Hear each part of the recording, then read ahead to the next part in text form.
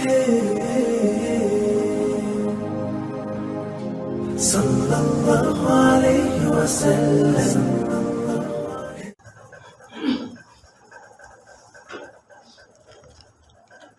آپ حضرات کا جو عنوان ہے ختم نبوت، اس حوالے سے یہ چیز بہت ضروری ہے۔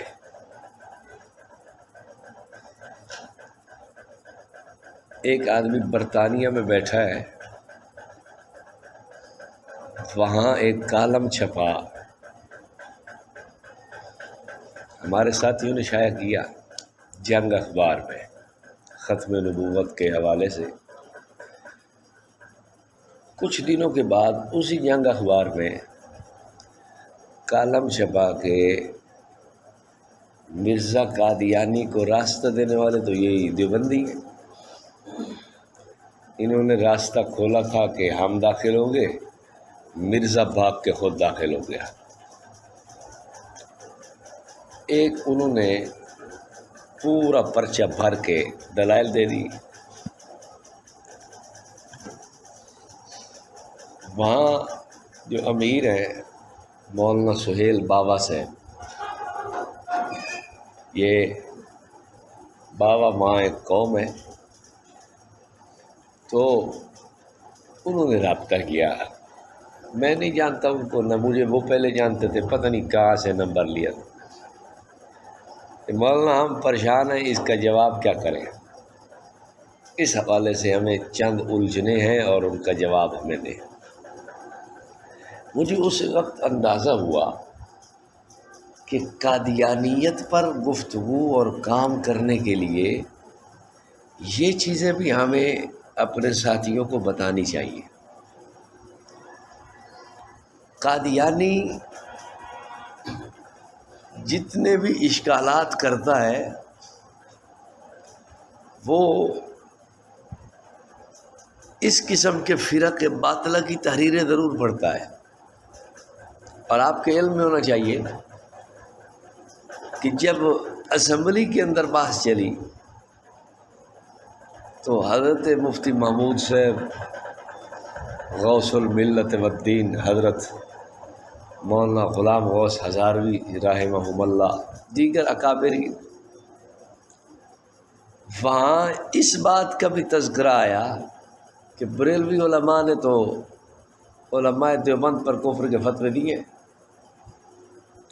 آپ لوگوں نے پڑھا ہوگا، یہ ادھر پڑھی ہے، وہ جو ختم نبوت کی وہ پوری کارروائی ہے اسمبلی کی۔ تو مولانا غلام غوث ہزاروی رحمہ اللہ نے فرمایا یہ سب جھوٹ ہے، ٹھیک نہیں ہے۔ اور مفتی صاحب رحمہ اللہ نے فرمایا کہ بات یہ ہے کہ جہاں کچھ صحیح ڈاکٹر لوگ ہوتے ہیں نا، تو وہاں کچھ عطائی لوگ بھی ہوتے ہیں، ایسے پھٹے لگا کے بیٹھے ہوئے ہیں، چلو روزی روٹی چلتی رہے۔ تو یہ جو فتوی تکفیر تھا یہ عطائیوں کی طرف سے آیا ہے۔ گویا کہ قادیانیت اس بات کو ایک بنیاد اپنی بناتی ہے کہ آپ کے خلاف جو فتویٰ کفر آیا ہے تو آپ اپنی جان چھڑانے کے لیے کہیں فسانو کیے جی انہوں نے کافر کہہ چھڑیا ہے۔ بریلویوں نے دیوبندیوں کو کہا ہے، دیوبندیوں نے بریلویوں کو کہا ہے، بریلویوں نے اہل حدیثوں کو کہا ہے، اہل حدیثوں نے بریلویوں کو کہا ہے، اہل حدیثوں کو دیوبندیوں نے کہا، دیوبندیوں نے، تو یہ آپس میں کافر کہتے رہتے ہیں، تو ہمیں کہہ دیا تو کون سی بڑی بات ہے؟ تو وہ فتوی کفر کا ایک ہلکا ہونا ثابت کرنے کے لیے ایک ڈھکوسلے کے طور پر یہ چیزیں سامنے لاتے ہیں۔ اور اسی پر مولانا مرتضیٰ حسن چاند پوری رحمہ اللہ کا ایک پورا رسالہ ہے اشد العذاب، جو انہوں نے قادیانیت کے خلاف لکھا ہے اور اس میں اس بات کی وضاحت کی ہے۔ خیر، تو میں عرض یہ کرنا چاہتا ہوں کہ آپ لوگوں کے لیے یہ ایک ضروری چیز ہے کہ آپ کو ان کے فتوی تکفیر کی حقیقت معلوم ہو کہ یہ لوگ جو امت مسلمہ کو دھوکہ دینے کے لیے کہتے ہیں کہ ہم پہ بھی فتویٰ کفر لگا ہے، تو کوئی نہیں، تم پہ بھی تو لگا ہوا۔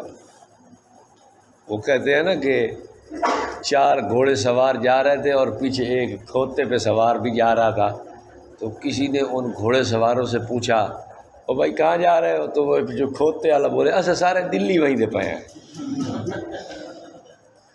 ہاں جی، تو یہ ہمیں کہنا شروع کر دیتے ہیں جی تو صحیح تھے، کافر کیا ایک دوسرے بریلویوں نے بھی تو آپ کو کافر کہا ہے، تو پھر کیا فرق پڑ گیا جو ہمیں بھی کہہ دیا؟ تو اس کا جواب مفتی صاحب نے بھی دیا، دیگر حضرات نے بھی دیا ہے، لیکن آپ حضرات کو کچھ تفصیل بھی اس کی معلوم ہونی چاہیے کہ کل کو آپ نے قادیانیت پہ کام کرنا ہے، اور یقیناً ضرورت بھی ہے۔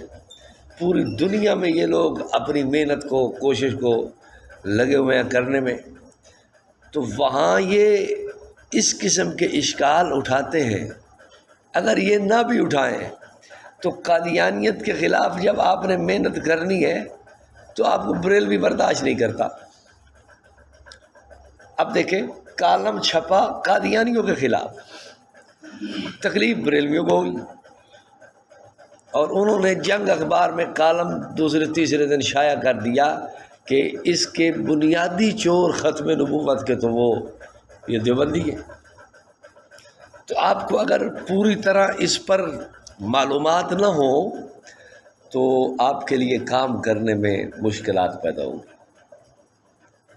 تو اس لیے مولانا نے مجھے فرمایا، ہمارے چونکہ ایک پرانا دوستانہ تعلق ہے تو میں حاضر خدمت ہوں، تو انشاءاللہ ہم آپ کی خدمت میں اس بات کو بنیاد سے رکھتے ہیں کہ اس کی وجہ کیا ہے۔ میرے پاس فائل میں کچھ اس پہ موجود ہیں چیزیں، میں نے اس کو حضرت اکاڑوی قدس اللہ سرہ کی گفتگو سے لیا ہے، اور تقریباً باتیں انہی کی ہیں، کہیں میں پھر رہ نہیں سکا، میں نے بھی مشورے کے طور پر چیزیں اندر داخل کر دی ہیں۔ اب کلام تو سارا خلط ملط ہے، لیکن بہرحال اہل فہم سمجھ لیں گے کہ کون سا کلام حضرت کا اور کون سا میرا ہے۔ میں نے بہت سارا پڑھ کے اور ان کو پڑھا کے اس نتیجے پہ پہنچا ہوں کہ جو حضرت اکاڑوی رحمۃ اللہ علیہ کی گفتگو ہے بڑی نپی تلی ہوئی ہے، بڑی جچی تلی ہوئی بات ہے، اور پھر وہ ایک بچوں کو پڑھانے کا انداز جانتے تھے، چونکہ پرائمری ماسٹر تھے، تو پرائمری ماسٹر کی کوشش ہوتی ہے کہ وہ پہلی دوسری تیسری چوتھی ان بچوں کو بات سمجھانی ہے، تو وہ بالکل بات کو نچلے انداز میں رکھ کے کرتا ہے تاکہ بات ان بچوں کے پلے میں پڑے۔ تو یہ فائل موجود ہے، تقریباً باتیں اس میں ہیں، کچھ تفصیل کی جو ہوں گی وہ اس میں نہیں ہوگی، خلاصہ کلام اس میں آپ کو مل جائے گا۔ خیر، عرض خدمت یہ ہے کہ انگریز نے بعض مستشرقین جو ہوتے ہیں انگریزوں میں، وہ مذہب کے خلاف ذہن سوچ بچار رکھنے والے یا مورخ قسم کے لوگ پھرتے چلتے دیکھتے ہیں کہ کیا وجہ ہے مسلمانوں میں یہ جذبات، یہ چیز، یہ فلاں، ہمیں تو آرام سے نہیں بیٹھنے دے رہے، اس کی وجہ تلاش کرو کہ مسلمانوں میں جذبہ کیا ہے کہ یہ ہمیں کیوں نہیں چلنے دے رہے۔ تو بعض ان کے وہ جو پھیلنے والے تھے مستشرقین، انہوں نے کہا کہ مسلمانوں میں ایک جذبہ ہے جس کو جذبہ جہاد کہتے ہیں، اس وجہ سے مسلمان آپ کو برداشت نہیں کریں گے۔ اچھا، تو جذبہ جہاد کو ختم بھی کیا جا سکتا ہے؟ ہاں۔ کب؟ وہ ایک ایسا دور آئے گا حضرت سیدنا عیسیٰ علیہ نبی جناب علیہ السلام اور پھر سیدنا حضرت مہدی علیہ رضوان،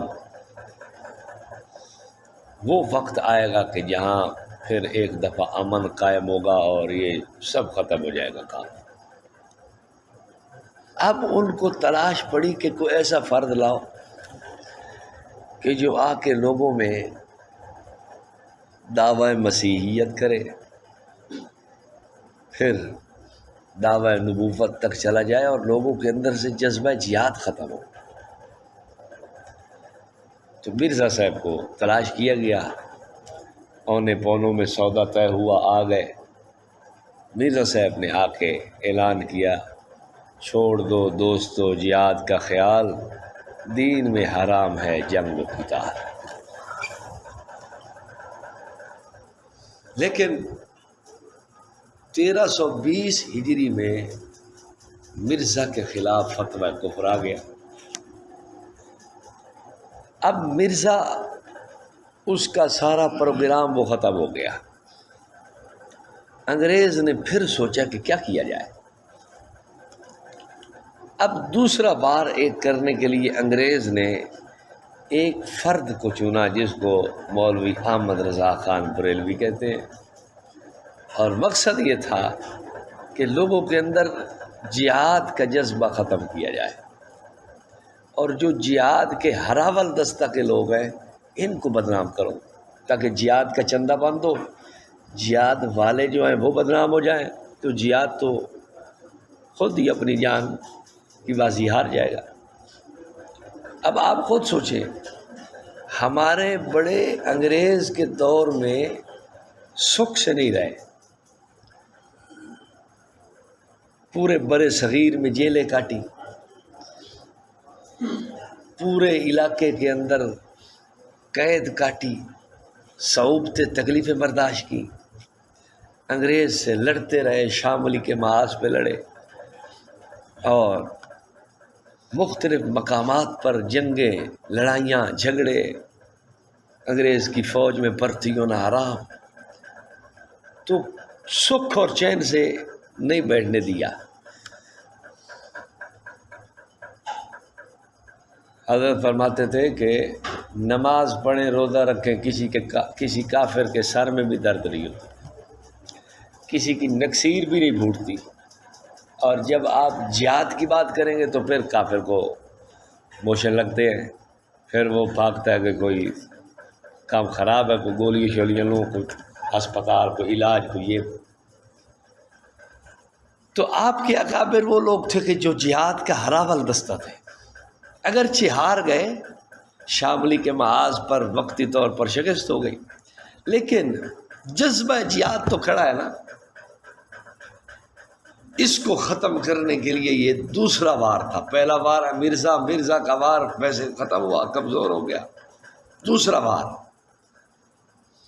کہ آپ کے بڑوں کو یہ تصور کرایا جائے کہ یہ لوگ تو خود ٹھیک نہیں ہے، بدنام ہو، چندہ بند ہو، جہاد کا جذبہ ختم ہو جائے۔ اس کام کے لیے مولوی احمد رضا خان کا انتخاب ہوا، اور حضرت جو حج کے لیے تشریف لے کے جا رہے ہیں، جھوٹ بول کے گئے، ماں سے جھوٹ بولا، ٹکٹ والوں سے جھوٹ بولا، اور حج پہ تشریف لے کے گئے۔ ماں سے کیسے فراڈ کیا؟ خود کہتے ہیں ملفوظات حصہ 2 اس کے شروع میں لکھا ہوا ہے کہ حج کا مجھے بڑا تقاضا سوار ہوا، اور میں جانتا تھا کہ نفلی حج ہے، اور نفلی حج بغیر ماں باپ کی اجازت کے حرام ہے۔ خیر وہ لیٹی پڑی تھی، میں نے جا کے ان کے پاؤں پہ سر رکھ دیا، انہوں نے آنکھیں کھولی، کیا ہے؟ میں نے کہا جی اجازت حج کی چاہتا ہوں، جاؤ۔ جب میں باہر نکلا تو انہوں نے کہا میں اجازت نہیں دیتی، بلاؤ اسے، کوئی اجازت نہیں، منسوخ ہے، بلاؤ۔ لیکن میں تو باہر نکل گیا تھا۔ اب آپ کو میں جیسے مولانا فرما رہے تھے نا کہ انہی کے گھر سے ان کے لیے جوتا تلاش کرنا، میں اس کا جوتا بھی ساتھ تلاش کر کے دیتا ہوں۔ احمد رضا نے انبیاء کے علم غیب کی جو بات کی ہے کہ ساری کائنات ان کے لیے پیش نظر ہے، حضور فرماتے ہیں انظر، میں دیکھ رہا ہوں ساری کائنات کو اپنی ہتھیلی کی طرح۔ اس روایت کو پیش کر کے اور جمیع ما کان و ما یکون کا دعویٰ کر کے پھر آگے لکھتا ہے کہ یہ شان حضور کے غلاموں کو بھی حاصل ہے کہ حضور کے غلام بھی عرشہ جانتے ہیں۔ فلانا بزرگ تھا، اس نے کہا میں ساری کائنات کو ناخن کے اندر دیکھتا ہوں، ساری کائنات۔ کسی نے کہا میں اپنی ہتھیلی پہ دیکھ رہا ہوں۔ اب ہمارا سوال یہ ہے کہ احمد رضا کو غلام نبی پاک کا مانتے ہو یا نہیں مانتے؟ اگر تم کو نہیں مانتے تو ہم اپنا کیس اٹھا لیتے ہیں واپس۔ اگر مانتے ہو، یقیناً مانتے ہو، تو پھر یہ سوال ہے ہمارا، وہ تو کہتا ہے حضور کے غلام بھی یہ ساری شان رکھتے ہیں کہ ساری کائنات کو مثل ناخن اور ہتھیلی کے رکھتے ہیں، تو پھر احمد رضا جب غلام مانا ہے تم نے، جب اس کی ماں نے کہا میں اجازت نہیں دیتی، تو پھر اس کو تو پتہ تھا کہ اماں کہہ رہی ہے نہیں ہے اجازت، تو اب اس کا جانا حلال تھا؟ وہ تو کہتا ہے حرام ہے والدہ کی اجازت کے بغیر، تو والدہ نے اجازت کینسل کر دی تو جانا حرام ہوا یا نہیں؟ ایک بدعت کرنے سے حضرت مفتی محمود حسن صاحب گنگوئی رحمہ اللہ فرماتے تھے آدمی بدعتی بن جاتا ہے تو جو ایک حرام کام کرے تو اس کو کم از کم حرامی تو کہنا ہی چاہیے نا۔ پھر خود کہتا ہے میں نے ٹکٹ لینے کے لیے بھیجا مولوی کو، مولوی نے جا کے ٹکٹ والے سے بات کی، اس نے کہا بھائی اس وقت چونکہ پرانا دور تھا، یہ آن لائن ٹکٹیں تو نہیں ہوتی تھی، ایک دن پہلے ٹکٹ کرانی پڑتی تھی، پھر وہ گاڑی کے اندر ساری سیٹیں وغیرہ اسی حساب سے پوری کرتے تھے۔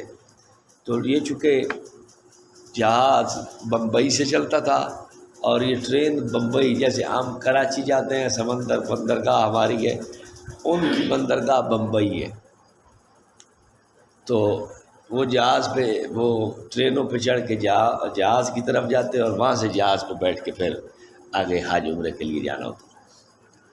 تو انہوں نے کہا کہ مولوی صاحب کل بتانا تھا آپ نے، آج تو ٹکٹ ملے گی کل والی گاڑی کی، آج والی گاڑی کی نہیں مل سکتی۔ کہتا ہے میں بڑا پریشان ہوا، وہ مولوی کہتا ہے تو ایک باہر ٹی ٹی مل گیا، وہ ہمارے پاس رہتا تھا قریب کے علاقے میں، تو میں نے اس سے بات کی، اس نے کہا کوئی مسئلہ نہیں، وہ لے گیا۔ اسٹیشن ماسٹر سے کہتا صاحب یہ مجھے کل کہہ کے گیا تھا لیکن بس مجھے بتانا یاد نہیں رہا، چٹا کوڑ مارے ایسے چٹا۔ اب آپ خود سوچو، ماں کی اجازت والا بھی حرام کام، کیونکہ یہ جانتا کہ میری ماں نے تو اجازت دے دی، ختم کر دی، اور جھوٹ بول کے ٹکٹ لی پھر بھی حرام۔ ایک نفلی عمل کے لیے کبیرہ گناہ کا ارتکاب جھوٹ، انہوں نے ایسا سارا عمل کیا، آخر وجہ کیا تھی، مجبوری کیا تھی؟ وہ مجبوری تشکیل تھی، جیسے تشکیلیں ہو جاتی ہیں، آپ میں سے ساتھیوں نے اگر وقت لگایا اور ایونٹ تشکیل ہوتی ہے تو تشکیل کے بعد پھر جماعت جا رہی ہے، تو اس کی تشکیل تھی، تو تشکیل کے بعد اب یہ جا رہا ہے، تو حرام سری کام کر کے یہ آدمی حج کو پہنچا۔ ایک اس کی کتاب تھی المعتمد المستند، فضل رسول بدایونی کی کتاب ہے المعتقد المنتقد، اس کا اس نے حاشیہ لکھا ہے المعتمد المستند۔ نام اتنے بڑے ہوتے ہیں جو موٹر سائیکل پہ چڑھ کے پڑھنے پہنچتے نہیں، میں نہیں پڑھ سکتا ہے، اتنا لمبا نام ہوتا ہے۔ ایک اس نے کتاب لکھی، اس کا نام اس نے لکھا الکوکبۃ الشیابیہ فی کفریات ابی الوہابیہ، لمبے لمبے نام ہے اس کے۔ ایک اس کی کتاب ہے سل السیوف الہندیہ علی بابا نجدیہ، ایسے لمبے چوڑے نام۔ خیر، تو میں عرض کر رہا تھا کہ یہ اصل وجہ تھی اس کو تیار کر کے بھیجنے کی۔ حرم شریف پہنچ گیا، وہاں کے علماء کو دھوکہ دیا اس نے۔ دھوکہ آدمی کھا سکتا ہے، کوئی اتنی بڑی بات نہیں ہوتی۔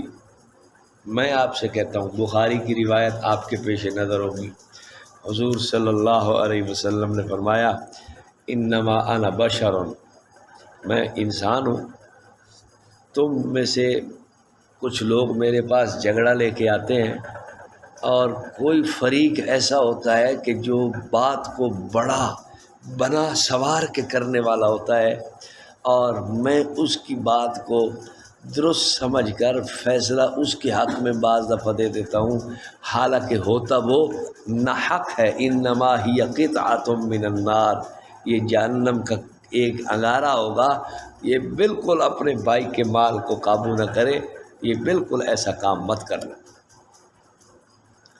اگر امام الانبیاء صلی اللہ علیہ وسلم کسی کی ظاہری بات سے فیصلے کے اندر یوں فرماتے ہیں کہ ہو جاتا ہے، تو حرم کے علماء سے اگر فیصلے کے اندر خطا اور چوک ہو گئی ہے تو وہ کون سی بڑی بات ہے؟ ہو سکتا ہے نا، کوئی اتنی بڑی بات نہیں، دھوکے میں آ جاتا آدمی۔ حضرت آدم علیہ السلام کو اس نے قسمیں اٹھائیں آ کے، قاسمہما انی لکما لمن الناصحین، قرآن قسمیں اٹھا کے، مینو اللہ دی قسم ہے، مینو خدا دی قسم ہے، مینو رحمان دی قسم، رحیم دی قسم، میں تو تھوڑا خیر خواہ، میں تو آپ کا خیر خواہ ہوں، قسمیں اٹھا کے۔ حضرت آدم علیہ السلام نے اعتبار نہیں کر لیا، اللہ کا نام لے کے بھی بھلا کوئی جھوٹ بول سکتا ہے۔ اب آپ کو علم غیب کا مسئلہ بھی اسی سے سمجھ آ جانا چاہیے، جو کہتے ہیں علم آدم الاسماء کلھا، سارا کچھ اللہ نے آدم علیہ السلام کو سکھا دیا تھا، تو سوال یہ پیدا ہوتا ہے سارا علم تو حضرت آدم کو تھا، یہ شیطان ہے، یہ دھوکے باز ہے، یہ جھوٹ بولتا ہے، یہ فلاں ہے، یہ فلاں ہے، تو پھر اس کی قسموں پہ اعتبار کیسے کر بیٹھے؟ اس کا مطلب جھوٹ بولتا ہے یہ۔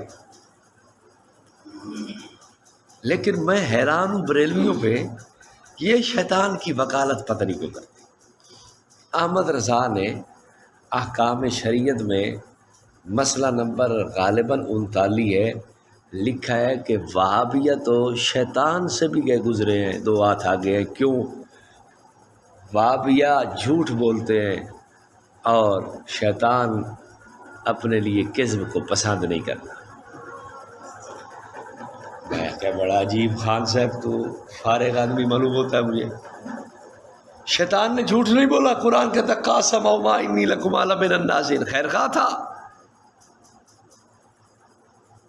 بخاری کا واقعہ ہے، سیدنا ابو ہریرہ رضی اللہ عنہ نے پکڑا ایک آدمی کو، رات کو چوری کر رہا تھا، مشہور روایت ہے، فرمایا پیش کرتا ہوں میرے نکے نکے بال ہیں، مہربانی کر جاوڑ دے پہلو، آئندہ نہیں آؤں گا، میرے چھوٹے چھوٹے بچے ہیں، میں بڑا مخلوق الحال غریب، آپ مہربانی کریں، چھوڑ دیا۔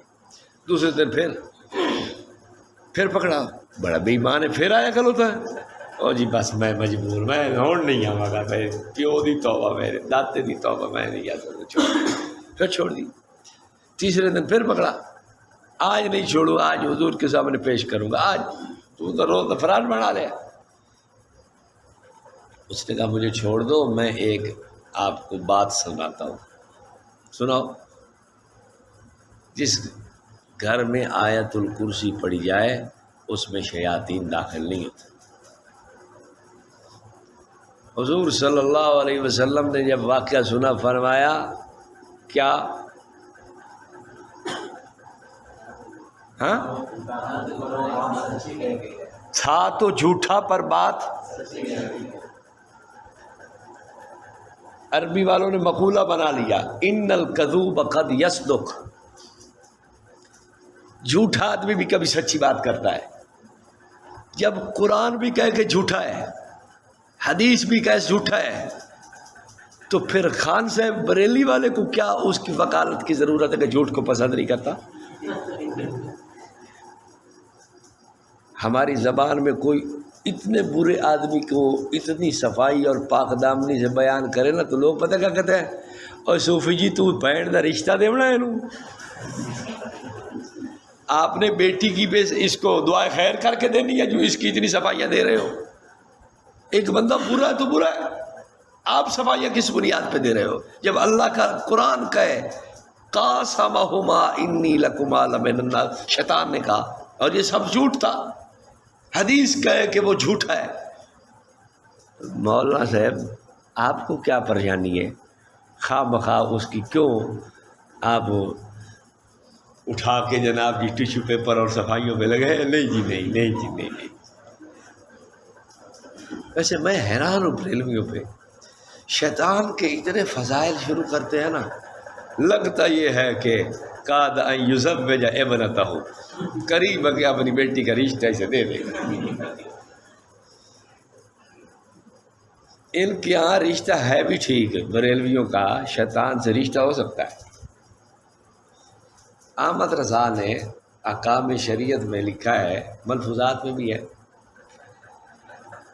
شیعہ، وہابی، قادیانی، فلاں فلاں، دیوبندی فلاں، ان کا رشتہ نہ کسی انسان سے ہو سکتا ہے نہ کسی حیوان سے ہو سکتا ہے۔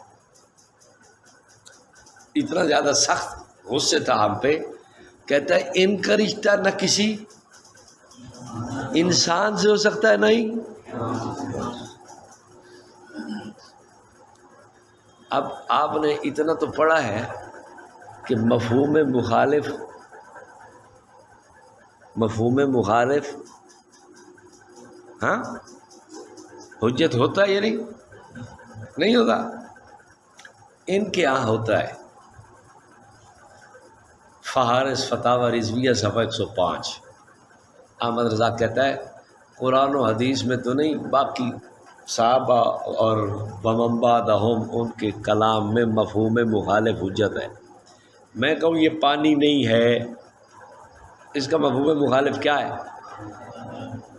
ہاں مفہوم مخالف یہ ہے کہ پانی تو نہیں ہے، لسی ہوگی۔ میں کہوں آج بت نہیں ہے، تو مفہوم مخالف کیا ہے اس کا؟ آج ہفتہ ہے، یہ مفہوم مخالف ہے۔ تو ہمارا رشتہ تو نہیں ہو سکتا خان صاحب کسی حیوان سے، ہمیں تسلیم خم ہے، سر تسلیم خم ہے مزاج یار میں جو آیا، ہمیں ٹھیک ہے جی، ہمارا نہیں ہو سکتا رشتہ۔ مفہوم مخالف آپ خود کہتے ہو کہ حجت ہے، تو پھر آپ کا رشتہ تو ہو سکتا ہے نا۔ کھوتے نال کرو تہاڈی مرضی، کھچر نال کر لو تہاڈی مرضی، گھوڑے نال کر لو تہاڈی مرضی، جیڑا پسند تھانوں آوے ٹھیک ہے۔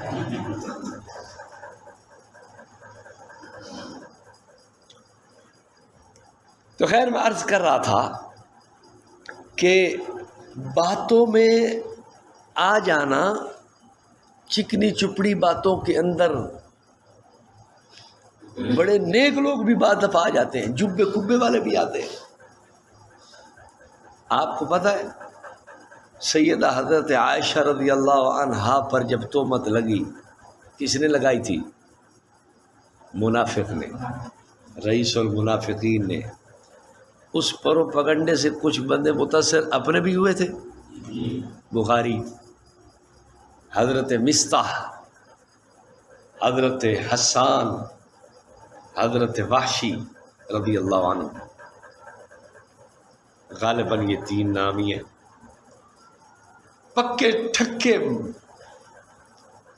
مسلمان اور نیک صلحاء، لیکن پروپیگنڈا اتنا سخت تھا کہ متاثر۔ اگر اس نے جا کے حرم والوں کو دھوکہ دیا اور حرم والے اس دھوکے میں آ گئے، تو کوئی اتنی بڑی بات تو نہیں ہے کہ ہم گئے حرم والوں آپ کے علم میں ہونا چاہیے، ایک کتاب چھپی ہے، اس کا نام ہے سیرت مجدد الفسانی، پروفیسر ڈاکٹر مسعود کی ہے۔ اس میں اس نے لکھا ہے کہ حضرت مجدد الفسانی پر مخالفین نے حرم سے 17 فتوے لگوائے۔ کتنے؟ ایک نہیں، دو نہیں، تین نہیں، چار نہیں، پانچ نہیں، کتنے؟ 17۔ اگر حرم سے مجدد کی ذات پر 17 فتوے لگ سکتے ہیں اور حضرت مجدد کا بال پہ بھی کا نہیں ہوا، تو علماء دیوبند پر اگر ایک فتویٰ لگائے تو ہمارے لیے ایک انگلی کی، بائیں ہاتھ کی انگلی کی میل کے برابر بھی اس کی وقت نہیں۔ یہ تو دھوکہ چلتا رہتا ہے۔ الیواقیت والجواہر پڑھی ہے آپ کی ادھر لائبریری میں، دیکھو امام شعرانی نے گفتگو شروع کی ہے، 2-3 صفحے پر دی ہیں، فلاں نے فلاں مولوی کو کافر کہا گیا، فلاں کو کہا گیا، فلاں کو کہا گیا، فلاں کو کہا گیا ہے۔ یہ حاسدین کی مہربانی ہوتی ہے، حسد کرنے والے جلتے ہیں، کام دیکھتے نہیں ہیں ہوتا ہوا۔ جنید بغدادی پر زندیق کا فتویٰ جو دیا گیا، سر سکتی پر کافر ہونے کا فتویٰ دیا گیا، بڑے بڑے علماء جیلوں میں رہے، بہت سارے علماء کا جنازہ جیل سے نکلا، امام احمد کوڑے کھا رہے ہیں، اب ابو حنیفہ کا جنازہ امام صاحب کا جیل سے نکل رہا۔ یہ سب حاسدین کی مہربانی تھی، اور کوئی وہ سارے بے ایمان تھوڑے تھے جو آگے حاکم بیٹھے ہیں۔ نماز کے وقت نماز پڑھنے والے ہیں، تلاوت کرنے والے ہیں، قرآن کے قاری ہیں، علماء ہیں۔ بادشاہ عالم وقت ہوا کرتا تھا، مامون الرشید جیسا آدمی جو امام احمد پہ کوڑے برسواتا رہا ہے۔ آپ کیا سمجھتے ہیں کہ وہ پرویز مشرف کی طرح صدر تھا صرف؟ کیا خیال آپ کا؟ عارف علوی کی طرح چھلے ہوئے آلو ہے جی بیٹھا ہوا ہے؟ وہ عالم تھا، عالم، اور کتنے پارے روز تلاوت کرنے والا، اور عربیت سے بڑی مہارت اور واقفیت رکھنے والا، اور مناظرے ہو رہے ہیں سامنے، معتزلیہ کے سامنے مناظرے کر رہے ہیں، وہ بیٹھا سن رہا ہے۔ تو آپ کیا سمجھتے ہو کہ وہ جاہل تھا؟ لگ رہے ہیں کوڑے، حضرت الامام کھا رہے ہیں۔ تو یہ ایسا ہوتا رہا ہے۔ امام شعرانی کہتا ہے کہ میری کتاب پر ایک بندے نے کئی بار بھیج کے کہا کہ ابو حنیفہ کے خلاف اس نے کتاب لکھی ہے۔ امام غزالی پر کفر کا فتویٰ لگا ہے۔ کس کس کا آپ رونا روئیں گے؟ تفصیل دیکھنی ہو آپ دیکھیں الیواقیت والجواہر، اور ایک کتاب ہے انکشاف حق، یہ ایک بریلوی گزرا ہے خلیل احمد خان قادری برکاتی، اس کی لکھی ہوئی ہے، اس نے یہ ساری چیزیں اکٹھی کی ہیں۔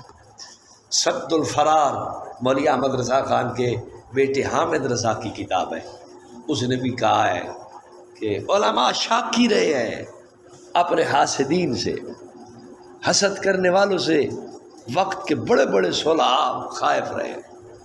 آپ کو پتہ ہے یہ جو امام قسطلانی کی سیرت ہے، میں بڑا حیران ہو گیا پڑھ کے اگلے دن،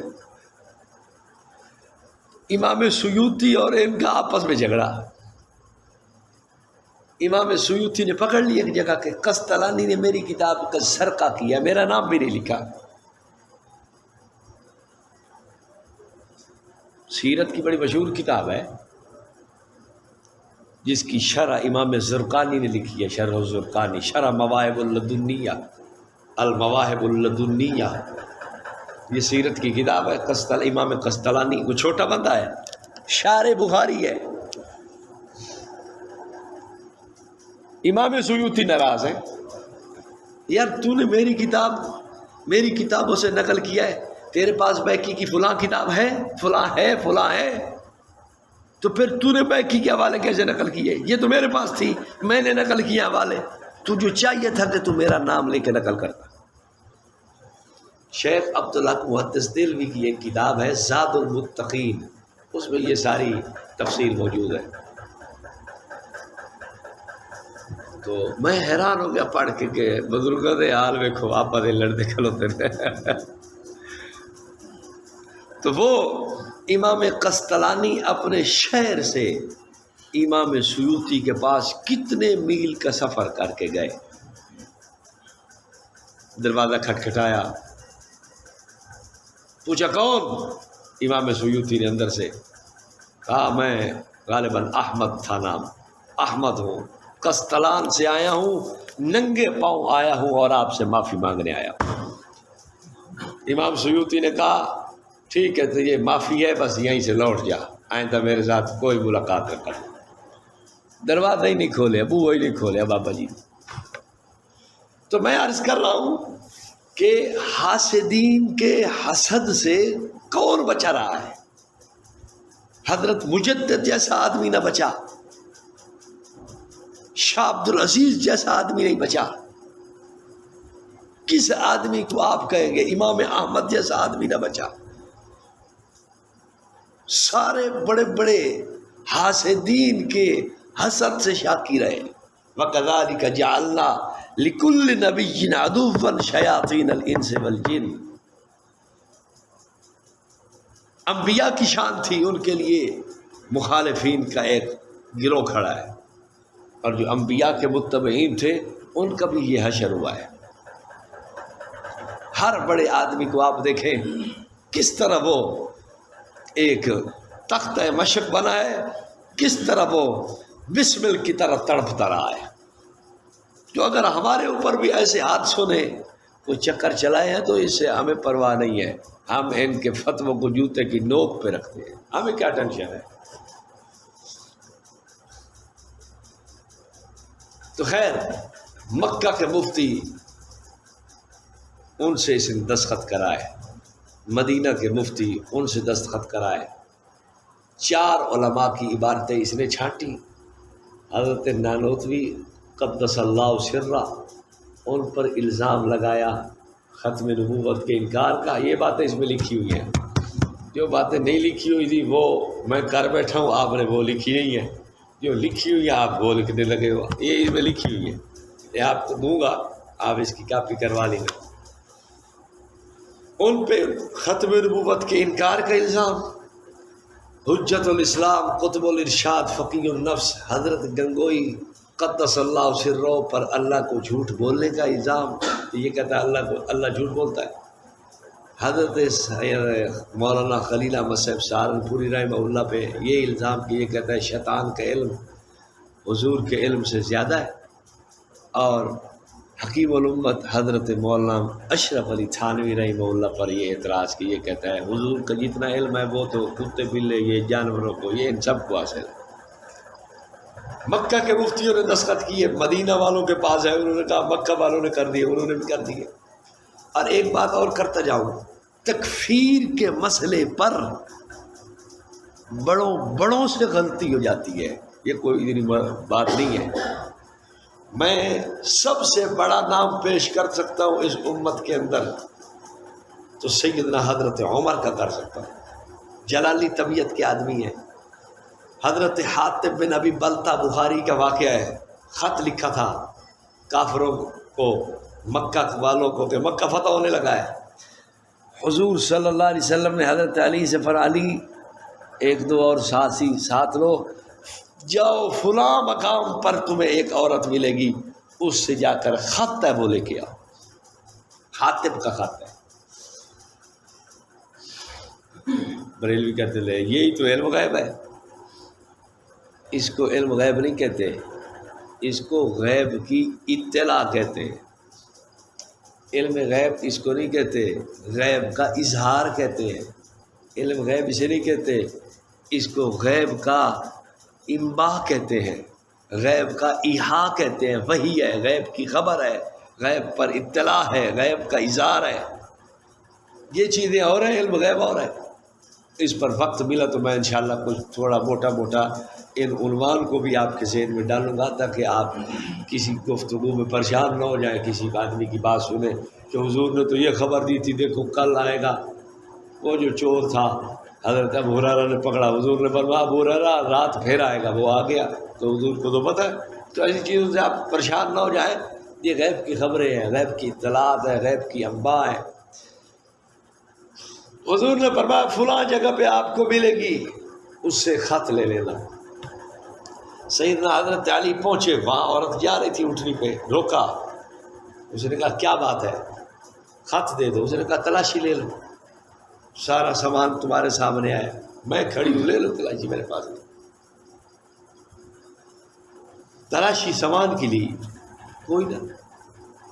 ساتھیوں نے مشورہ کیا، نظیم الریاض قاضی ایاز کی شرح، قاضی ایاز کی کتاب و شفا کی شرح ہے نظیم الریاض، اس میں واقعہ موجود ہے۔ حضرت علی نے اور ساتھیوں نے ہم وہ اس بات کا ارادہ کر لیا یرجعوا، لوٹ چلیں، اس کے پاس خط نہیں ہے۔ لیکن پھر سیدنا حضرت علی سوچا حضور کی بات غلط ہو، یہ نہیں ہو سکتا یار۔ اسے کہا خط دے دے ورنہ لأجردنک، میں تیری شلوار لا سٹڑیں گئی۔ ہاں تو اور کیا ترجمہ کروں؟ لأجردنک، میں تجھے ننگا کر دوں گا، میں تیرے کپڑے لا سٹنے نہیں تھے، میں تیرے ساڑی زبان ہے، میں تیرا مجھو لا سٹنے، لا اتنے جلدی کرنا تو۔ آپ تو پڑھے لکھے لوگ ہو کہ میں دیہاتی سے آدمی ہوں، میں پھر اپنی زبان میں بولے بغیر رہ نہیں سکتا۔ اس نے جب دیکھا کہ یہ لہندہ میرے ستھڑی لہند ہویا، اس نے بالوں کی ایسی چوٹی بنائی تھی، اس میں سے خط نکال کے دے دیا، لے کے آ گئے حضور صلی اللہ علیہ وسلم کے سامنے۔ خط آ گیا، آپ نے فرمایا بلاؤ حاتب کو۔ حاتب کیا مسئلہ ہے یہ؟ حضرت عمر کیا کہنے لگے؟ دانی یا رسول اللہ اضرب عنق ھذا المنافق، حضور مجھے اجازت دے میں اس منافق کی گردن اڑاؤں۔ یہ فتویٰ ہے، فتویٰ ٹھیک تھا؟ ہیں صرف میں اکیلا ہی تو نہ ہوں نا اس میں، ہاں نہ تنہا در میں خانہ مستم جنید و با یزید، کیسے مصرع ہے اس میں خانہ میں اکیلا نہیں مست، یہاں جنید و با یزید و شبلی بڑے بڑے بزرگ مست ہیں، تو میں اکیلا نہ کہوں نا کہ تم بھی ساتھ کہو۔ کیا یہ فتویٰ ٹھیک تھا؟ اضرب عنق ھذا المنافق، کیا حضرت حاتب منافق تھے؟ حضور نے فرمایا عمر تجھے نہیں پتا کہ بدری ہے، اور بدریوں کے لیے کیا پیکج خدا نے رکھے ہوئے ہیں، ان کے لیے چھوٹ ہے، جو کریں ان کے لیے بخشش ہے۔ حضرت حاتب سے پوچھا حاتب کیا وجہ ہے؟ یا رسول اللہ میں پکا ٹھکا مسلمان آدمی ہوں، آپ کا غلام ہوں، پھر یہ خط؟ یا رسول اللہ میرے بچے رہتے ہیں ادھر، گھر ادھر ہے، بڑا ستاتے رہتے ہیں، پتہ تو ان کو بھی ہے مکہ فتح ہونے والا ہے، تو میں نے ایک بات لکھ دی ہے، کوئی راز بھی نہیں تھا، سب کو معلوم ہے، ان کو بھی معلوم ہے، مقصد یہ تھا کہ میرے بچوں کو کچھ نہیں کہیں گے۔ فرمایا ٹھیک کہتا تھا۔ اب فتویٰ تکفیر میں سیدنا حضرت عمر سے خطا اجتہادی ہوئی ہے یا نہیں؟ مجتہد سے خطا ہو سکتی ہے، کوئی کفر جرم تو نہیں ہے نا کہ مجتہد سے خطا کیسے ہو گئی؟ خطا اجتہادی ہوتی ہے۔ ایک ان کے بعد ایک اور شخص پیش کرتا ہوں، یہ روایت بھی ترمذی کے اندر حدیث کی کتابوں میں موجود ہے، سیاستہ میں۔ حضرت معاذ رضی اللہ عنہ نماز حضور کے پیچھے پڑھتے ہیں عشاء کی، پھر اپنے علاقے میں جا کے اپنے محلے میں جا کے پڑھاتے ہیں۔ مدینہ تو ایک بڑا علاقہ ہے، محلے اور بھی قریب قریب تھے، اس میں جا کے نماز پڑھاتے تھے۔ حنفیہ اور شوافع کا اختلاف ہے کہ فرض کے بعد جو نفل پڑھا جاتا ہے، کیا متنفل کی اقتداء میں فرض پڑھا جا سکتا ہے؟ حنفیہ کہتے ہیں نہیں، شوافع کہتے ہیں ہاں ہے۔ استدلال اس روایت سے کرتے ہیں، ہم جواب دیتے ہیں۔ وہ کہتے ہیں دیکھو حضرت معاذ پڑھ کے جاتے تھے اور ادھر پڑھاتے تھے، ہم کہتے تھے ادھر نفل پڑھتے ہیں ادھر فرض پڑھتے تھے جا کے۔ حنفیہ بھی تو جواب پورا دے دیا، بھائی ادھر نفلوں کی نیت سے شریک ہوتے تھے حضور کے پیچھے، اور فرض اپنی مسجد میں جا کے پڑھاتے تھے۔ اب تصریح تمہارے پاس بھی نہیں ہے، تصریح ہمارے پاس بھی نہیں ہے، لیکن ہماری بات اصول کے مطابق تو ہے نا کہ فرض والے کے پیچھے فرض ہی پڑھا جائے گا، نفل والے کے پیچھے فرض کیسے ہوگا؟ ہماری بات اصول پہ تو فٹ آتی ہے۔ اسی لیے ابن حجر جیسا آدمی بھی کہتا تھا کہ حنفیہ کا مذہب اصول کے مطابق فروع بالکل آتے ہیں، اور اس لیے میرا دل بھی کہتا ہے کہ میں حنفی ہو جاؤں۔ پھر ایک اس وقت کا کوئی صوفی صافی تھا بزرگ، اس نے کہا مجھے کشف ہوا ہے، حضور نے فرمایا ابن حجر کو روکو حنفی نہ بنے۔ پتہ نہیں اس نے کیسے سٹال مار دی، ورنہ اچھا بھلا آدمی حنفی ہو رہا تھا۔ خیر، حضرت معاذ نماز پڑھ کے ادھر گئے، ادھر جا کے لمبی لمبی رکھتے پڑھائیں۔ جو تازہ تازہ حضور کی مجلس سے جائے تو ایمان کی کیفیت تو اعلیٰ ہی ہونی ہے، وہاں جا کے لمبی الف لام میم ذالک الکتاب لا ریب فیہ ھدی للمتقین، یہ عشاء کی نماز میں دیہاتی لوگ بھی جب کھڑے کھڑے کھڑے کھڑے کھڑے تھک گئے۔ دیہاتیوں میں سے ایک نے کہا بھائی میرے سے تو ایسی نماز لمبی نہیں پڑھی جاتی، آئندہ یہ لمبی پڑھائے گا میں تو بھائی سارا دن کے تھکے ہوئے ہم لوگ ہیں، یہ بھلا ہو سکتا ہے کہ ہم پھر اتنا لمبا۔ خیر، حضرت معاذ حسب سابق آئے، لمبی نماز شروع کر دی، اور ادھر حضور صلی اللہ علیہ وسلم کا وہ بھی صحابی ہے، اس نے نماز توڑی اور اپنی نماز اس نے شروع کر دی، پڑھ کے چلا گیا۔ نماز کے بعد لوگوں نے کہا اور یہ کہ حضرت معاذ نے فرمایا منافق ہے یہ شخص، منافق۔ فتویٰ ہے، بات حضور کی خدمت میں آ گئی، اس دیہاتی کو بھی بلایا گیا۔ آپ نے پوچھا ہاں بھائی کیا مسئلہ ہے؟ اس نے کہا یا رسول اللہ سارا دن کی محنت مزدوری، ہم مزدور لوگ کسان لوگ ہیں، یہ آ کے اتنی لمبی نماز پڑھاتا ہے کہ ہم تھک جاتے ہیں، ہم نہیں کھڑے ہو سکتے۔ ہم نے اس کو سمجھایا تھا لیکن اس نے کہا نہیں، تو پھر میں نے الگ اپنی نماز پڑھی ہے۔ اب سرکار کا روح سخن بجائے اس صحابی کی طرف جانے کے ادھر افتان انت یا معاذ، معاذ تو فتنہ ڈالنے والا ہے، کیوں نہیں پڑھتا سب بے اسم ربک الاعلیٰ، حل اتاک حدیث الغاشیہ والشمس وضحاہا، اتنی لمبی رکھتے کیوں پڑھتا ہے؟ بجائے اس کو کچھ کہنے کے حضور نے ادھر حضرت معاذ کو ڈانٹا رضی اللہ عنہ۔ حضرت معاذ سے اجتہادی خطا ہوئی ہے یا نہیں؟ اگر جناب معاذ سے تکفیر کے مسئلے میں اجتہادی خطا ہو سکتی ہے، مجتہد ہے، اور احمد رضا تو جاہل اجل ہے، اجہل العباد ہے، اجہل کہو آپ کی مرضی ہے، جاہل کہو آپ کی مرضی ہے، ابو جہل کہو آپ کی مرضی ہے۔ میں کہتا ہوں ذوق والوں نے کہہ دیا، سب کہہ دیں، سارے ہی ہیں، سارے اعزاز اس کے لیے ہیں۔ اس کو کیا پتا کسی مدرسے میں پڑھنا سیکھا اس نے؟ بتاؤ کس سے اس نے تحفیظ کی ہے؟ بتاؤ قرات کس سے پڑھی ہے اس نے؟ بتاؤ کہاں اس نے قرآن حفظ کیا ہے؟ بتاؤ کس جگہ اس نے صرف ناف پڑھی ہے؟ بتاؤ کہاں اس نے بیٹھ کے سارے فنون پڑھے ہیں؟ لاؤ میدان کے اندر کتابیں، کس کے پاس حدیث پڑھی، کس کے پاس اس نے جناب جی سیاستہ پڑھی ہے؟ یہ جاہل نہیں ہے تو اور کون ہے؟ ہاں میری جگہ گئے بیان کے لیے مانسیرا، مانسیرا سے اوپر ایک جگہ تھی، پتہ نہیں اس کو کیا کہتے تھے، پانو ڈیری کے کیا کہتے تھے، وہ رستہ تھا، اوپر چوٹی پہ جلسہ تھا۔ ہم جو چڑھنے لگے پہاڑ پہ تو نیچے ایک بریلویوں کا جامعہ امامہ مدرسہ تھا، میں نے تو جا کے رگڑا دیا، میں نے کہا مدرسے کا نام اس کے نام پہ رکھا ہوا جس نے ساری زندگی مدرسے کا منہ نہیں دیکھا، تو تعلیمی ہو جائیے اسی تھوڑے کو۔ بھائی جب تمہارے پیر کا حال یہ ہے، سریکی والے کہتے ہیں جدہ پیر کھڑ کے موترے مرید کو جائے دے ول دھرک دا موترے، پیر کھڑے ہو کے پیشاب کر رہا ہے نا تو مریدوں کے لیے جائے دے وہ چلتے پھرتے بھی پیشاب کر دیتے ہیں۔ ایک پیر گیا تھا تو آگے میزبانوں نے کہا حضرت آپ کے لیے تو ہم نے دال پکائی ہے، مریدوں کے لیے کیا پکائے؟ اس نے کہا ان بے ایمانوں کو پھانسی پہ لٹکاؤ۔ اب معاملہ تو آگے یہی رہ گیا نا، میرے لیے دال تو یہی پھانسی کے لائق ہے، ان کو پھانسی پہ لٹکا۔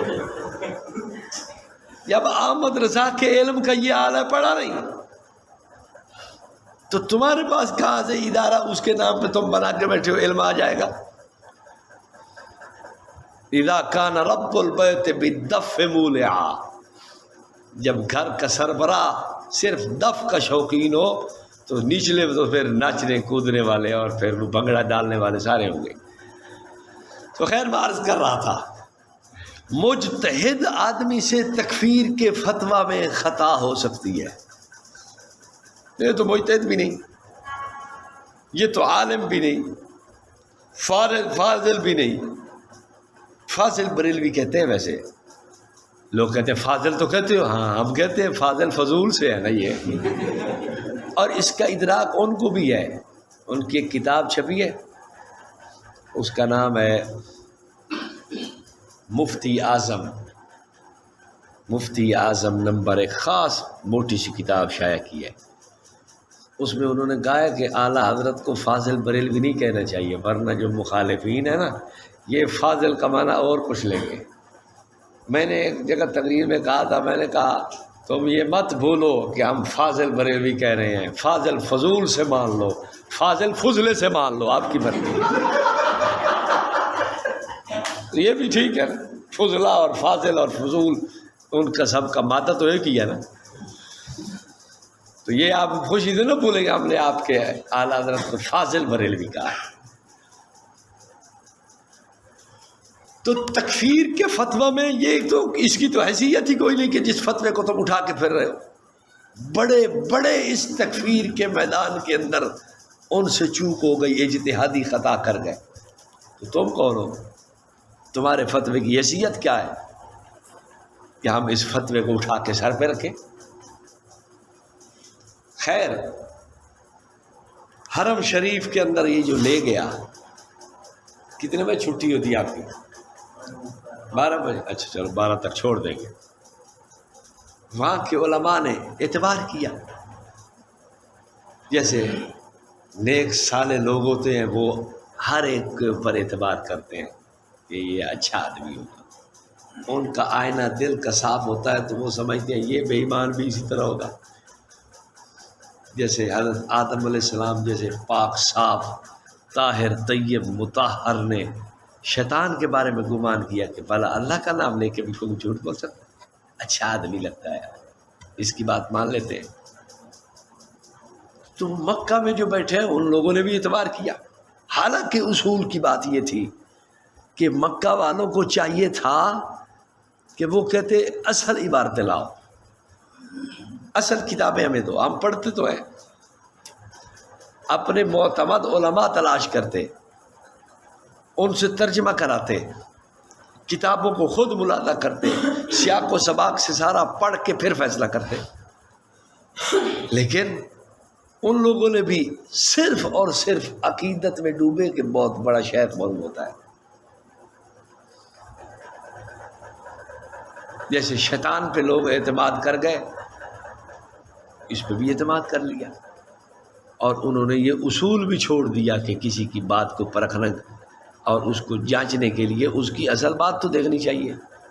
یار اصول کی بات یہ ہے۔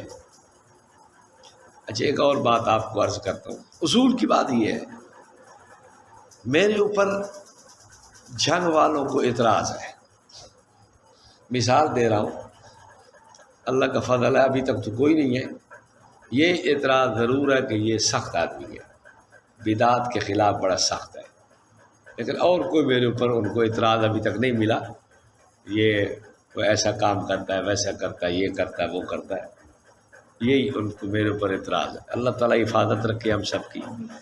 تو خیر، جنگ والوں کو اعتراض میرے اوپر ہے، اور تحقیق حال کے لیے اور فتویٰ لینے کے لیے وہ آرے والے آ جائیں کہ فتویٰ یہاں کے علماء سے لیتے ہیں، یہ دیانتداری ہے۔ میرے بارے میں فتویٰ لینا ہے تو میرے علاقے کے مولویوں سے لو جو مجھے جانتے ہیں۔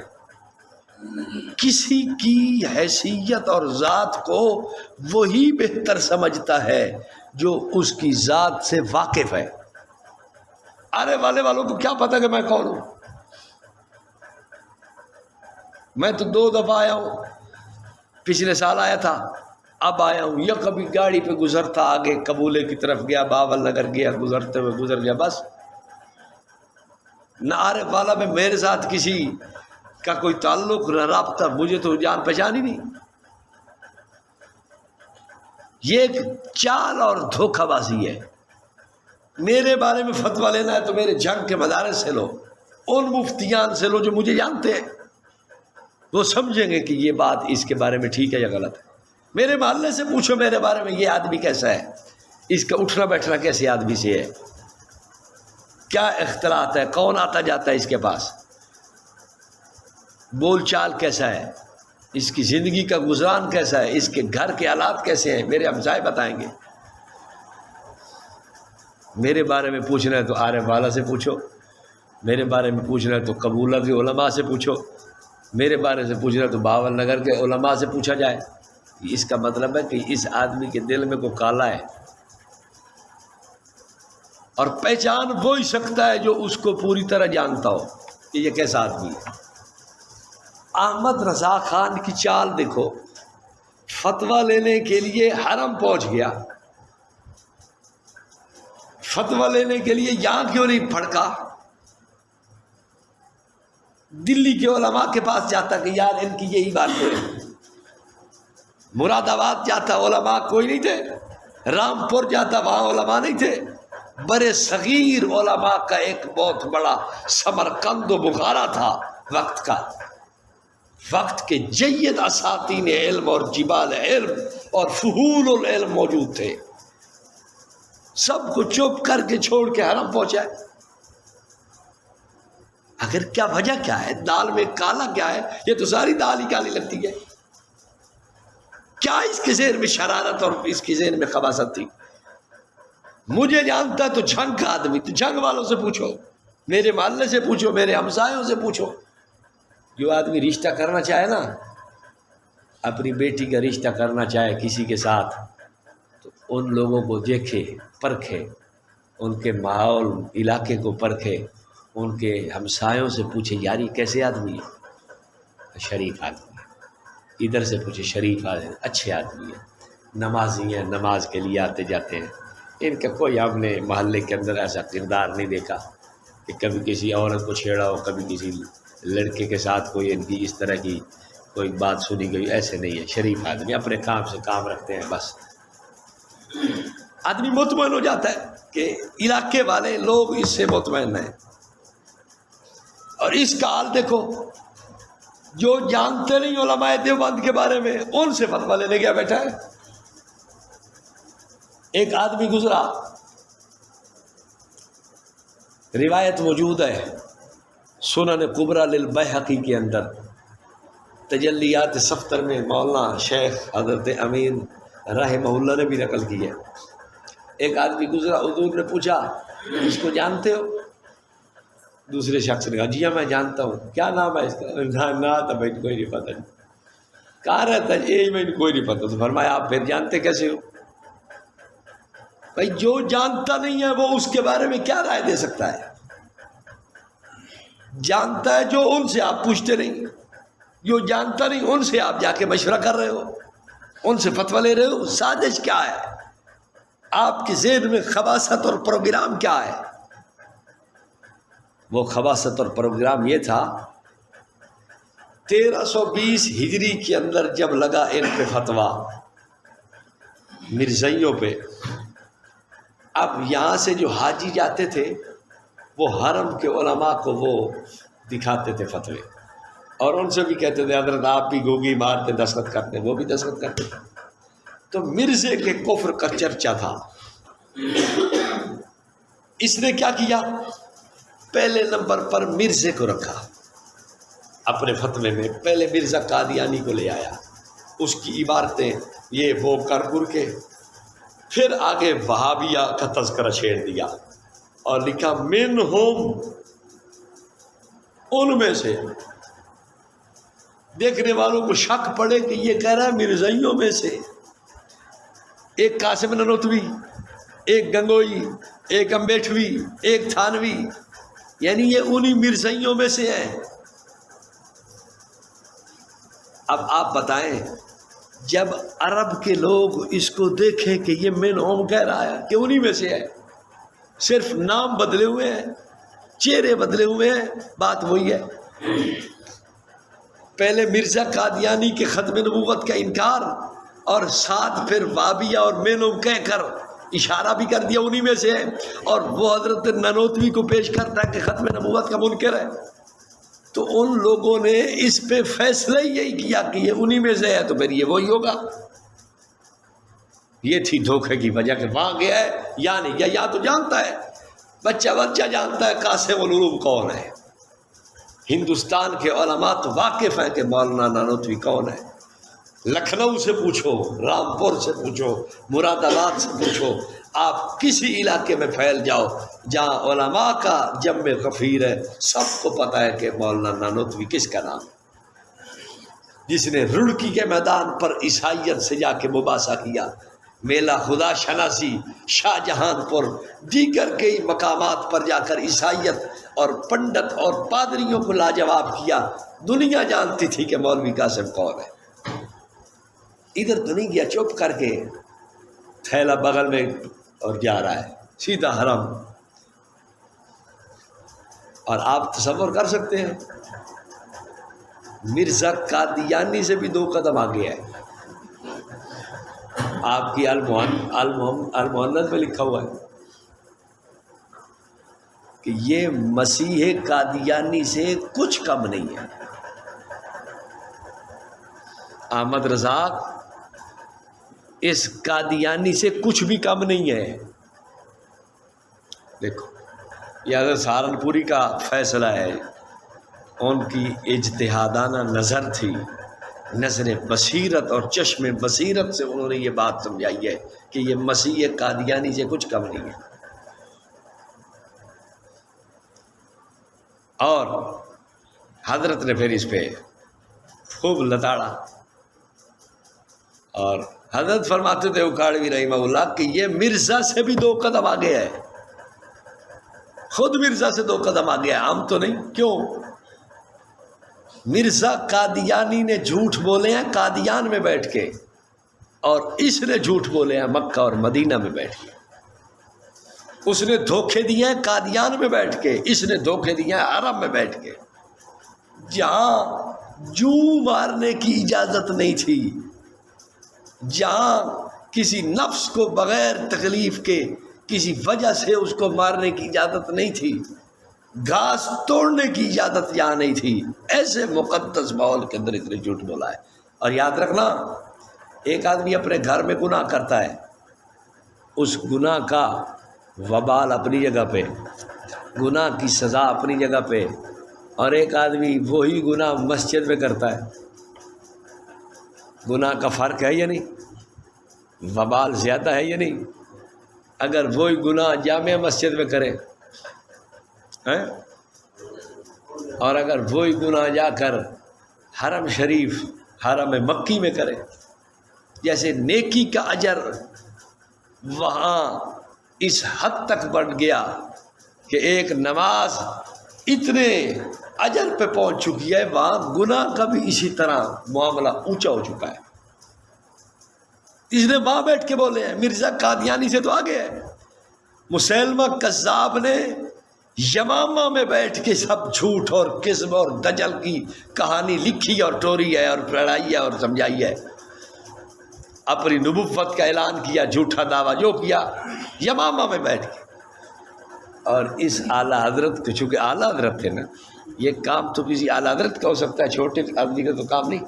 اس نے جھوٹ سارے بولے، لیکن کہاں؟ حرم میں جا۔ تو یہ تو مرزا سے 2 قدم آگے ہے۔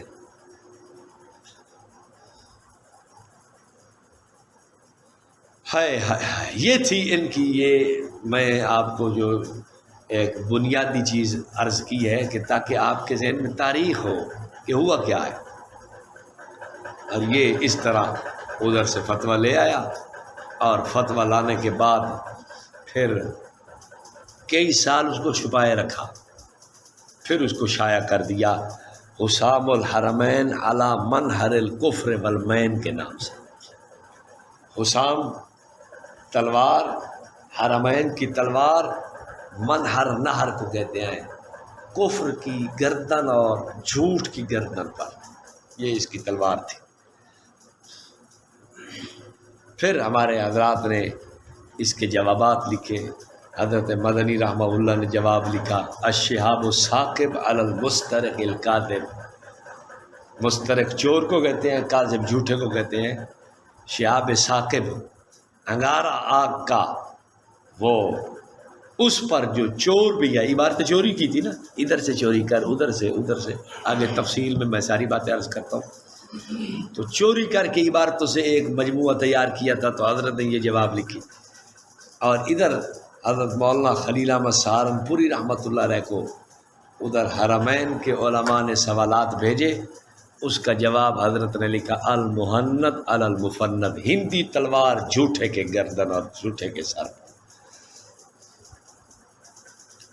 تو خیر یہ اس کا ایک پورا وقوع تھا اور ایک ساری ترتیب اور سکیم تھی کہ کس طرح ان لوگوں کو میں بدنام کروں۔ اور ایسے لوگ انگریز کی ایک سیاسی ضرورت اور مجبوری تھے۔ یہ بدعتیں، یہ رسم رواج، یہ چیزیں نہیں تھی اس وقت، یہ تو ایک مقصد لے کے اٹھا۔ پھر بعد میں اس نے اپنا ایک نظام اور نظم اور نسق اور اپنا صحیح ترتیب چلائی، پھر عقائد بنائے، پھر جناب اس نے اپنے فروع بنائے، اصول بنائے، الگ الگ چیزیں اس نے تیار کر لی، عقیدے بھی لائے، یعنی لوگوں کو یہ پتہ چلے کہ ہمارا ان کا ایک اختلاف حقائق کی بنیاد پر ہے، حالانکہ یہ سب جھوٹ ہے۔ یہ تو صرف اس نے ایک دھوکہ اور جھوٹ اور دجل۔ آپ سے میں پوچھتا ہوں، اگر عبارات میں اس قسم کی چیزیں تھیں، گستاخی تھی، توہین تھی، بے ادبی تھی، کفر تھا، علماء ہندوستان میں نہیں تھے، تو اس نے ان کو دکھانا تھا کہ یہ دیکھو گستاخی۔ علماء رد لکھتے ہیں، جواب دیتے، فتویٰ دیتے، کچھ تو کرتے، لیکن ہندوستان کے علماء کو نہیں، ادھر جا کے دکھاتا ہے۔ ہندوستان کے علماء نے اس کے ساتھ معاونت نہیں کرنی تھی، وہ جانتے تھے کہ یہ دیوبند والے کون ہیں، ان کو پتہ تھا ان کے علم و فضل کا، ان کے زہد و للہیت اور تقوی و سارا کا، ان کی اچھائی اور پاک دامنی کا ان کو علم تھا، لیکن اس طرف نہیں آیا۔ بہرحال جب بریلویوں نے اس قسم کے اشکال دیکھے تو پھر احمد رضا کے مرنے کے بعد ایک کتاب تیار کی، الصوارم الہندیہ۔ ہندوستان کے جو بدعتی تھے نا ان کے اپنے، ان کے انہوں نے فتوے لیے، اپنے اپنے مولویوں سے فتوے لے لیے۔ جیسے آپ بیٹھے ہیں، ہم کسی بات پہ فتویٰ لیتے ہیں، دستخط آپ کے کرا لیتے ہیں، کوئی شکر کا ہے تو کوئی بکھر کا ہے، کوئی ہند کا ہے تو کوئی سندھ کا ہے، تو فتوے لکھ لیے۔ اب مشہور ہم کریں گے سندھ کے علماء کا فتویٰ، پشاور کے علماء کا فتویٰ، فلاں کے علماء کا فتویٰ، فلاں جگہ کے اکابر کا فتویٰ۔ کل کو آپ کو سب کو ہم نے اپنی تائید میں کھڑا کرنا ہے کہ پورے ملک کے فتاویٰ ہمارے پاس ملے۔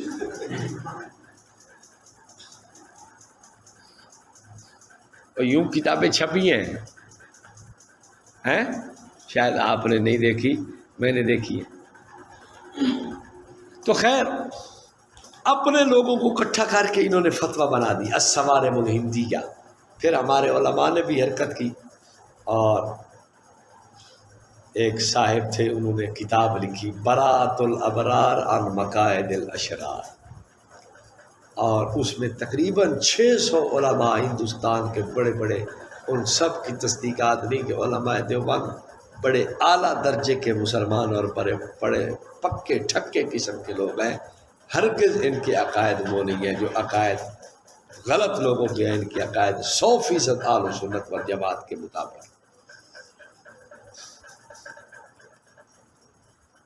پلے پڑ گئی کوئی بات ہے؟ یہ تو پتہ چل گیا نا کہ یہ وجہ کیا بنی۔ اب گفتگو کرنے کے ہیں 3 طریقے۔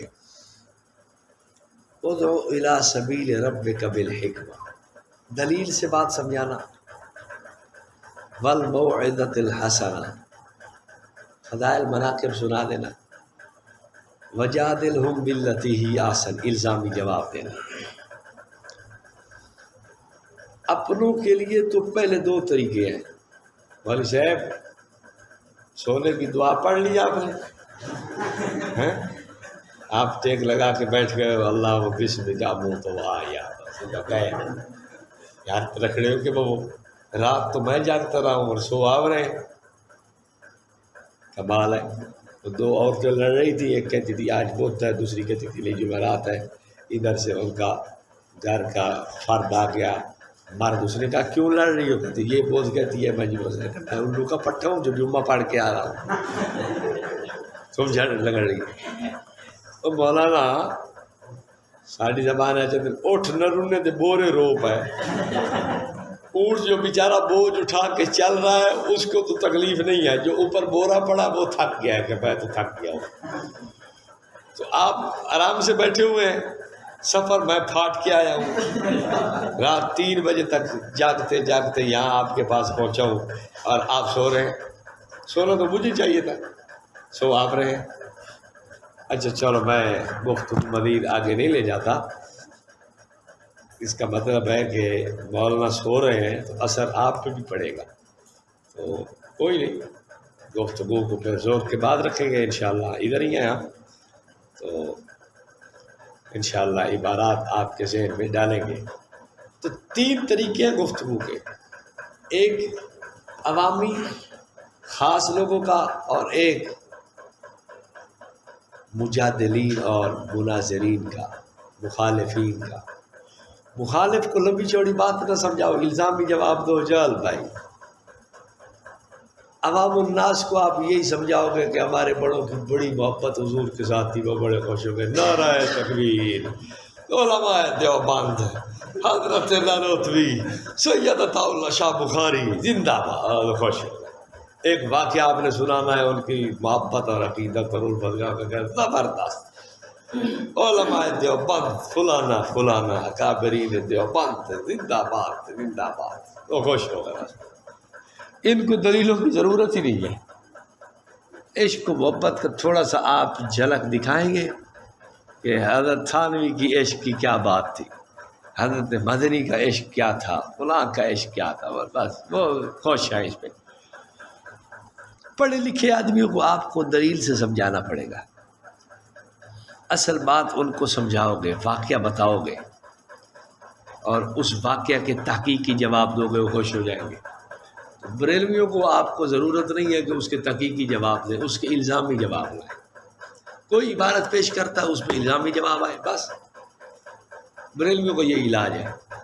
تو کچھ الزامی جواب بھی ہیں، کچھ تحقیقی بھی ہیں، وہ سارے فائل کے اندر موجود ہیں، انشاءاللہ آپ دیکھیں گے۔ طرز یہی ہے 3 طرح گفتگو کرنے کا۔ اب عوام الناس میں آپ کا جانا ہوتا ہے تو گفتگو کا اندازہ اور رکھیں، ادھر عبارات کو چھیڑنے کی ضرورت نہیں۔ عوام میں گفتگو ہے تو آپ ادھر اتنی بات کریں گے کہ ہمارے بزرگوں کا عشق محبت حضور سے کیسا تھا، بس کافی ہے۔ آپ کی باتیں ٹھیک ہیں تو صحیح، گفتگو تو آپ کر سکتے ہیں لیکن ان کی سمجھ میں نہیں آئے گی۔ ہاں یہ کہ کوئی باتیں پھیلائیں آپ ایسے مختصر جھوٹ یہ وہ دجل فریب باتیں کرتے جائیں، بس مطمئن ہے۔ خواص کو آپ کی بات سمجھانی ہے اور وہ پوچھیں گے تو آپ ان کی وضاحت پوری کریں، لیکن عوام کو الزامی جواب کا طریقہ ہے، عوام کو کہہ رہا ہوں، مخالف کو طریقہ کا الزامی جواب کا، فضائل اعمال کی تعلیم ہو رہی ہے، آپ کیا ہوتی ہے یہاں نہیں پڑھتے؟ بولی تو چاہیے، عمل کا شوق آدمی کو ہوتا رہے، تکبیر اولیٰ کا شوق آدمی کو رہے، تلاوت کا شوق رہے، تو اس کے لیے تو اعمال کی تعلیم ہونی چاہیے۔ اس میں واقعہ آیا، حضرت عائشہ کہتی ہیں کسی نے کہا کہ حضور کی کوئی عجیب بات سنا دو، تو فرمایا ان کی کون سی بات عجیب نہیں تھی۔ ایک رات آئے، لیٹ گئے میرے ساتھ، اور تھوڑی دیر بعد کہا لے اٹھ، لے چھوڑ، میں تو اپنے رب کی عبادت کے لیے لگ جاؤں۔ آپ کھڑے ہو گئے، آپ نے نماز شروع کر دی، اتنی رکعتیں پڑھی، اتنی آپ نے تلاوت کی، اتنے آپ نے پارے پڑھ دیے، اور آپ کے پاؤں مبارک میں ورم آ گیا، سوج گئے۔ تو میں نے کہا آپ اتنی محنت کیوں کرتے ہیں، آپ اتنا اس پہ کام کیوں کر رہے ہیں؟ اللہ نے آپ کے اگلے پچھلے گناہ معاف کر دیے، تو پھر آپ اتنی محنت کرتے ہیں۔ فرمایا کہ میں اللہ کا شکر گزار بندہ نہ بنوں۔ اب اس پر آپ کو اشکال سمجھ آیا؟ کیا اشکال ہو سکتا ہے؟ ہاں کیوں مولانا کوئی پتہ نہیں لگا؟ کہاں کے ہو آپ؟ سندھ کے؟ آپ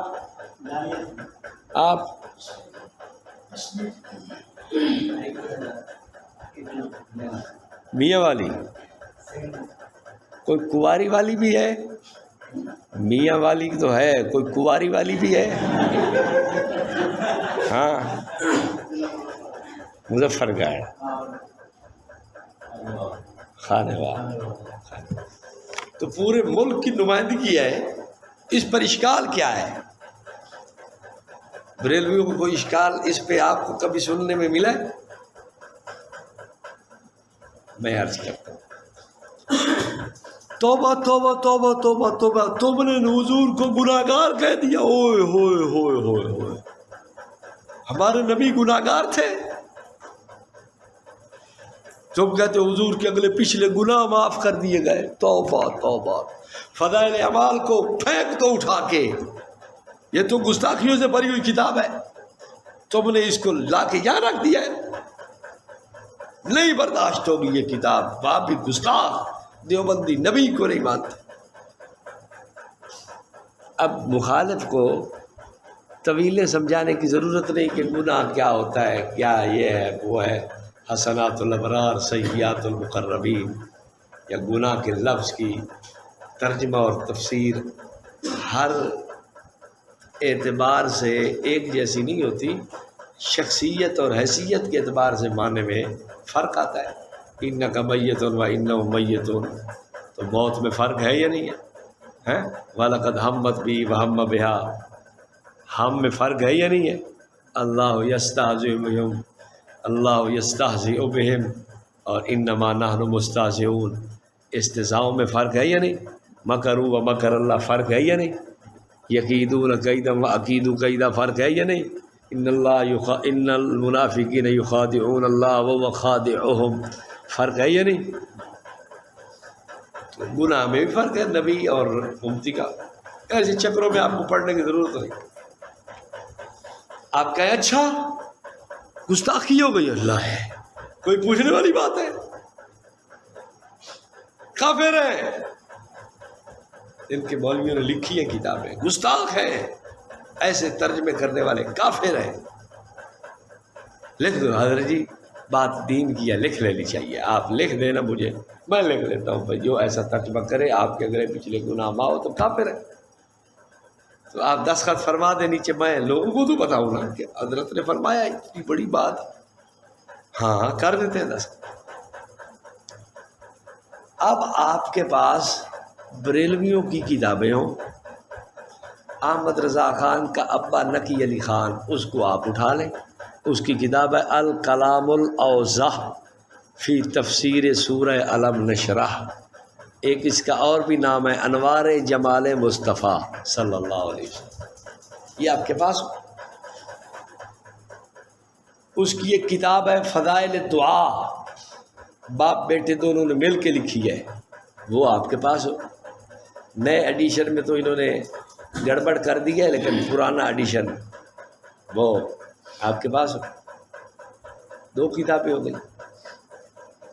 اسی طرح ایک سردار احمد محدث فیصل آباد کا ہے، اس نے شرکائے دورہ حدیث کے لیے ایک رسالہ ترتیب دیا ہے، وہ ہو جائے۔ ایک ان کی کتاب ہے التلبیسات التحقیقات لدفع التلبیسات، احمد سعید کاظمی کے بیٹوں نے تیار کی ہے، وہ ہو جائے۔ اس طرح کی چند کتابیں ہو، یا اگر ایک ہی کافی ہے نقی علی خان کی، وہ اس پر احمد رضا کی تقریر و تائید اور تصویب سب کچھ لگا ہوا ہے کھول کے۔ یہ آپ کے اعلیٰ حضرت کی ہے جناب، اعلیٰ حضرت عظیم البرکت باعث خیر و برکت فلانا فلانا، ایسے لقب بلاتے بلاتے ان کی ہے، تو یہ ان کے ابا جان کی ہے؟ ہاں نہیں جی، حجت اللہ فی الارض تھے، معجزتوں میں معجزات سید المرسلین تھے۔ ایسا کلی اعتماد تھا ان کی ذات پر کہ بس یہی تھے وہی تھے، بس ٹھیک۔ کتاب کھولے صفحہ 67 کھول کے سامنے رکھ دیں کہ یہ ترجمہ پڑھ لینا ذرا۔ انا فتحنا لک فتحا مبینا، صریح فیصلہ دیا اللہ نے تیرے حق میں، لیغفر لک اللہ ما تقدم من ذنبک، تاکہ معاف کر دے تیرے اگلے پچھلے گناہ۔ تو اعلیٰ حضرت کے ابا کافر ہے یا مسلمان؟ کافر ہے، تو اس کافر سے جو بچہ پیدا ہوگا، نکاح تو ٹوٹ چکا ہے، وہ تو کافر ہو گئے۔ اب اعلیٰ حضرت حرامی ہے یا حلالی ہے؟ ولد الحرام ہے یا ولد الحلال ہے؟ بس یہی ہمیں آپ بتا دیں، ہم اور کوئی بات نہیں پوچھتے۔ اس پر آپ کو کوئی لمبا چوڑا کوئی واز کرنے کی ضرورت ہے؟ یہ تحقیقی نہیں، الزامی جواب، مخالف کے لیے فقط الزامی جواب آپ کے پاس ہو، بس چپ کراؤ، جیسی عبارت تمہاری لائے ویسی عبارت ان کی لاؤ۔ اس پہ آپ کو لمبا چوڑا کام نہیں کرنا پڑے گا، بس میں ایک چھوٹا سا واقعہ سنا کے بات ختم کرتا ہوں۔ سرگودا یونیورسٹی میں ایک طالب علم پڑھتا تھا، میرے ساتھ اس کا تعلق تھا، تو اس نے مجھے فون کیا، استاد جی بڑا کام خراب ہو گیا، ہم فضائل اعمال کی تعلیم کراتے ہیں، یہ واقعہ ہم نے پڑھا ہے تو بڑا کام خراب ہو گیا۔ بریلویوں نے شور مچا دیا کہ یہ تو حضور کو دیکھو گناہ گار مانتا ہے، یہ تو بے ایمان ہے، یہ ہے وہ ہے، ایسی کتاب تو بین ہونی چاہیے، بند ہونی چاہیے، فلاں فلاں فلاں۔ تو ہم تو بڑے پریشانی میں ہیں، کیا کریں؟ کٹ ہوا، استادوں نے مجھے بلایا، ہاں بھائی یہ ایسا ہے لکھا ہوا، میں نے کہا جی لکھا ہوا ہے، تو پھر اس کا کیا جواب ہے؟ میں نے کہا جی میں اگلی میٹنگ میں آپ کو جواب دوں گا۔ ٹھیک ہے چلو، 15 دن بعد پھر اکٹھے ہو جاتے ہیں، اب کرو کچھ، میں تو پھنس گیا ہوں۔ میں نے کہا کوئی بات۔ میں نے اس طرح کے فتاوی جات اس کو بھیج دیے، فوٹو کر کے نا کتابوں کے میں نے بھجوا دی۔ میں نے کہا یہ بھیج رہا ہوں لیکن پہلے نہیں پیش کرنے، جب سارے اکٹھے ہوں گے پہلے ایک سوال کرنا ہے کہ بھائی آپ یہ مجھے بتائیں کہ ایسا جو ترجمہ لکھے اس کے بارے میں فیصلہ کیا ہے؟ اگر مسلمان ہے تو پھر اعتراض کوئی نہیں، اگر کافر ہے تو پھر بتا دیں آپ، تاکہ چلو ہم بھی سوچیں، پریشان ہو، پھر اس کا کوئی جواب دیں۔ اگر کافر نہیں مسلمان ہے، آپ کہتے ہیں کوئی نہیں معمولی غلطی خطا ہے، تو پھر رول ہی ختم ہو گیا۔ اس نے کہا ایسا بندہ کافر چھوڑو، یہ تو کافروں سے بھی اعلیٰ درجے کا بے ایمان ہے، نبی پاک کے بارے میں یہ لکھے اور تم پھر پوچھتے ہو کہ یہ مسلمان ہے۔